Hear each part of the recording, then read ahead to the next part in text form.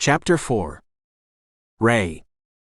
He had watched the sway of Josiah's ass when he exited the room to make his phone calls, before he turned back to his own work, opening the other man's computer again.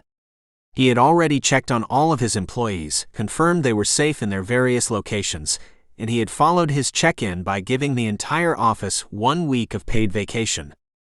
He had the money, and everyone needed to get themselves sorted. However, even if his staff wasn't working, he still had things to worry about. He looked at the payroll report, but his eyes glazed over and his mind wandered. He wanted to see the rest of the photos the tabloids had taken of them, and after pinching his forehead, he went there. The search engine pulled up almost 100 results from the previous night. There were pictures of them talking, dozens of pictures of their first kiss, and still more of how they left the main body of the establishment hand in hand. He knew Josiah didn't like their first kiss being recorded for the world to see, but he didn't mind it as much. Looking at the still photo gave him the same fluttery feelings as the kiss had, and it took him back to the moment with Josiah's weight on him, his strong hand pulling him forward, and his lush lips locking them together. He scrolled all the way to the bottom, mentally selecting his favorites before his cell phone rang, and he put it to his ear without question. "I'd ask what you were thinking, but I already know what it was." A tenor voice filled the receiver. "Hugh. What's up, man? Your latest escapade has the business's stocks on a downtrend. One one-night stand has killed the business? Impossible. Not one instance, but your last few since the summer. I get it, summer is the time to enjoy yourself, but these big investors, they want to see someone married and settled, not someone who's lying with a different girl every night, not someone who acts like a playboy with a long hair don't care attitude. Okay, I get your point. Do you? Your antics are going to run this place into the ground. Our business is already down. We don't need our stocks going down too. I get you. What am I supposed to do though? I don't know, man. I figure maybe stop spending all weekend getting trashed and start acting like you're really as smart as you are. I know you want to have fun, but this ain't it." Ray grumbled. "I guess. So how do you think I can improve the interest in the business?"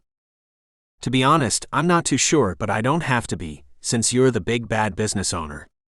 You need to figure something out before we really go in the shitter, and your father calls and wants to buy the whole business out from under you." I know, Hugh. I'm working on it." Ray chewed his bottom lip, scanning around the room, before his cell phone vibrated against his ear and his stomach dropped to the floor. He pulled his cell phone away from his ear and spied the incoming call, groaning. "Speak of the devil." "Yeah, you have to answer it." "I know." "Okay, I'll call you back in a little while with some sort of plan."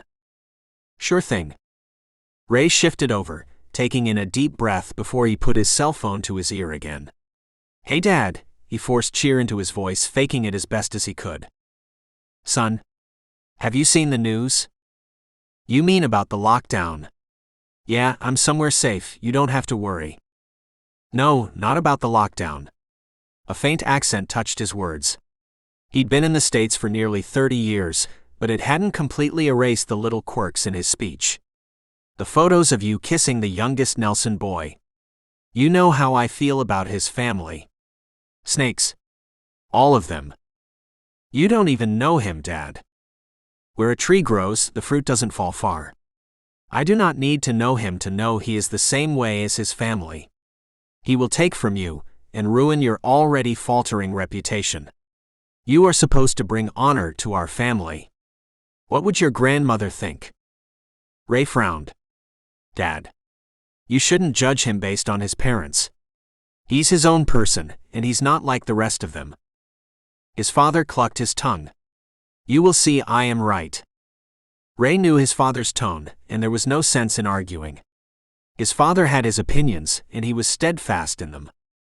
His father never ended a call without a lecture, without reminding Ray of his shortcomings. Sure, he may have been a tech mogul, but where was his family, his 2.5 kids, and hypoallergenic dog? Ray's mother wanted grandkids, and Ray was getting up in age too. Ray browsed the internet as his father continued, again looking through the grainy photos of his illicit kiss with Josiah. His lips prickled with the memory of it. "Are you listening, my son?" his father huffed. "Yeah, I'm listening. I should find a relationship, settle down with some nice Japanese girl. Have some babies, especially a boy, so he can take over the family business. You only say this once a month. It's hard to forget. I only want the best for you, my son." "I know, Dad." He leaned back in his seat as he heard the shower water cut off. After another few minutes, Josiah emerged from the bedroom and entered the kitchen again, clad in the same scant robe as before.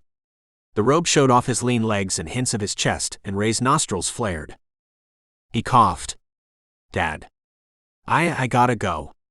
"Yes, I'll figure out something." Okay, bye."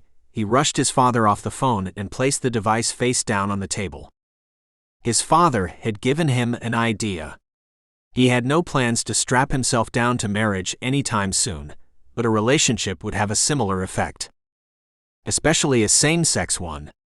Same-sex relationships were all the rage, and it would explain his exploratory phase on top of giving Josiah a plausible out too. Why had Josiah been kissing Ray in a public venue? Because they were together. It made sense.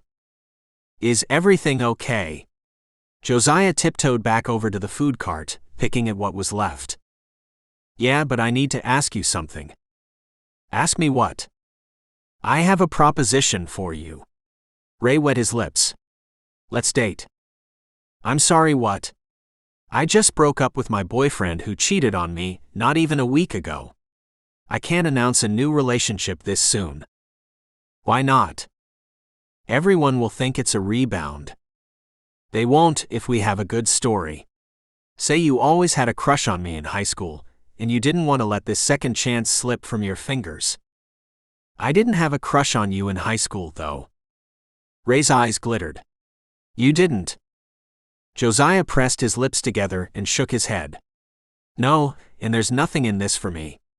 I don't even see what's in this for you because we're not going to have sex, and if we're staying here together, you're sleeping on the couch. What's in it for you?